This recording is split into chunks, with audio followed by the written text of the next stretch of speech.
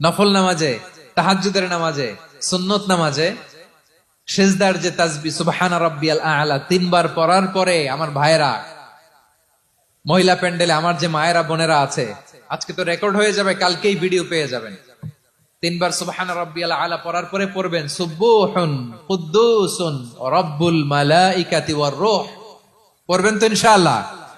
বিশ্বনবী যখন সিজদায় লুটিয়ে পড়তেন, আম্মা জানা এসে বলেন, আমরা তো সিজদার মধ্যে সুবহানা রাব্বিয়াল আ'লা বলেই শেষ, কিন্তু বিশ্বনবী তাহাজ্জুদের নামাজে, নফল নামাজে, সুন্নত নামাজে তিনবার সুবহানা রাব্বিয়াল আ'লা তাসবিহ পড়ার পরে তিনি পড়তেন সুবহুন কুদ্দুসুন রাব্বুল মালাইকাতি ওয়ার রূহ। সুবহ কুদ্দুস রব্বুল মালাইকাতি ওয়ার রূহ। সিজদায় লুটিয়ে পড়ে বিশ্বনবী এই দোয়াটা পড়তেন। নফল নামাজে, সুন্নাত নামাজে কিংবা তাহাজ্জুদের নামাজে সুবহানা রাব্বিয়াল আ'লার পরে কি পড়তেন? সুবহুন। আওয়াজ করে বলেন, সুবহুন কুদ্দুসুন রব্বুল মালাইকাতি ওয়ার রূহ।